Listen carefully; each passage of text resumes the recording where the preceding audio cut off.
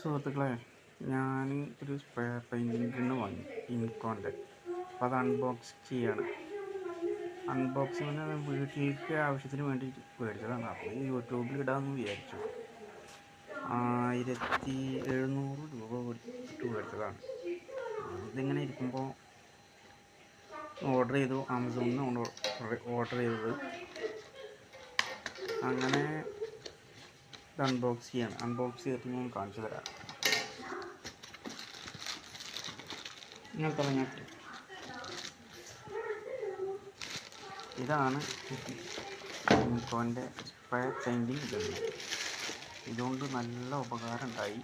അതായത് 1700 രൂപക്ക് വാങ്ങിയിട്ട് എൻ്റെ വീടിൻ്റെ ഫുള്ള് ഞാൻ പെയിൻറ്റ് ചെയ്തു. ഒറ്റ കോട്ടാ ചെയ്തിട്ടുള്ളൂ. 2 കോട്ട് ചെയ്യാറുള്ളൂ. അതിൻ്റെ ക്ലിയറൊക്കെ എടുത്ത് കാണിക്കുക. ഇത് ബ്രഷിൻ്റെ പാടോ, നമ്മൾ ബ്രഷ് കൊണ്ട് അടിക്കുമ്പോൾ ബ്രഷിൻ്റെ പാടാവും, ഒരു നമുക്ക് കണ്ടമാനം വേസ്റ്റാവും.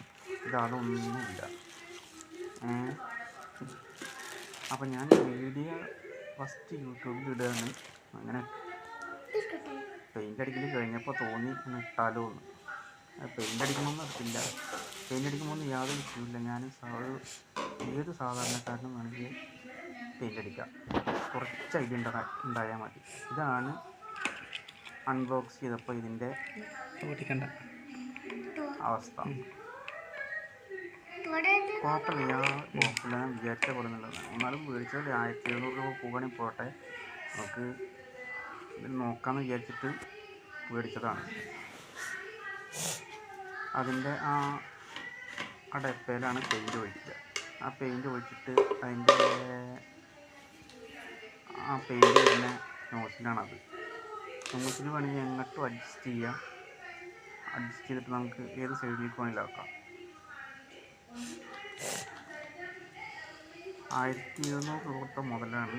ഒരാളുടെ പണിക്കൂലി കൊടുക്കേണ്ട പൈസയേ ഉള്ളൂ ഈ സാധനത്തിന്. കണ്ടോ, പെയിൻ്റ് അടിച്ചതാണ് ഞാൻ. വീടിൻ്റെ ഒരു റൂം അടിച്ചതാണിത്. ഇനി അടുത്തത് ഹാള് അടിച്ചിട്ടുണ്ട്. ഇത് രാത്രിയാണ് വീഡിയോ എടുക്കുന്നത്. അത് കാരണം കുറച്ച് ക്ലിയർ കമ്മിയുണ്ട്. ഹാളടിച്ചതിൽ ഞാൻ പൊട്ടിയൊക്കെ ഇട്ടിട്ടുണ്ട്. പൊട്ടിയിട്ട കാരണം അവിടെ നല്ല ക്ലിയറാണ്. ഹാളിൽ കുറച്ച് വൃത്തിയായി ഇരിക്കും. ബാക്കിയുള്ളിടത്തൊക്കെ ഞാൻ ഒറ്റ കോട്ടടിച്ചിട്ടുള്ളൂ. ഹാളാണിത്. ഹാളടിച്ചത് കണ്ടില്ല, അവിടെ നീല പെയിൻ്റ് ഉണ്ടാകും.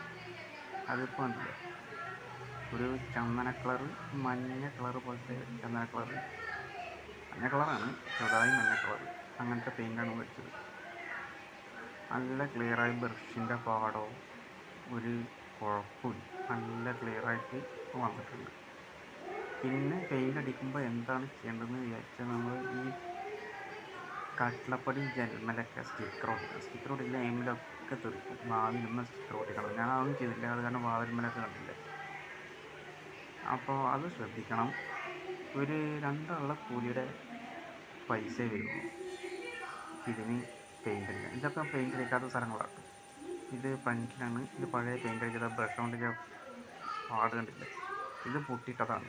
പൊട്ടിയിട്ടിട്ട് പെയിൻ്റ് അടിച്ചാൽ നമുക്ക് ഫിനിഷിങ് നല്ല ഫിനിഷിങ് കിട്ടും. അപ്പോൾ പൊട്ടിയിട്ട് വെച്ചിട്ടുണ്ടെങ്കിൽ ഇത് വരച്ച് കളയണം. വെറുതെ ഇരിക്കുമ്പോൾ ചെയ്യുന്നതാണ്. ഞാനിപ്പോൾ 20 ലിറ്റർ പെയിൻറ്റ് മേടിച്ചു. 20 ലിറ്റർ പെയിൻറ്റ് കൊണ്ട് ഫുള്ളായി പെയിൻറ്റ് അടിച്ചു. ഒറ്റ കോട്ട് കേട്ടോ. വേണമെങ്കിൽ ഒരു കോട്ടും കൂടി അടിക്കാം. ഒരു കോട്ടും കൂടി അടിച്ചാൽ നല്ല ഉഷാറാവും. ഇതാണ് പെയിൻറ്റ് അടിച്ചതിന് ശേഷമുള്ള മിഷീൻ്റെ അവസ്ഥയാണ് ഇത്. കുഴപ്പമൊന്നുമില്ല, ഇതുവരെ കംപ്ലൈൻറ്റ്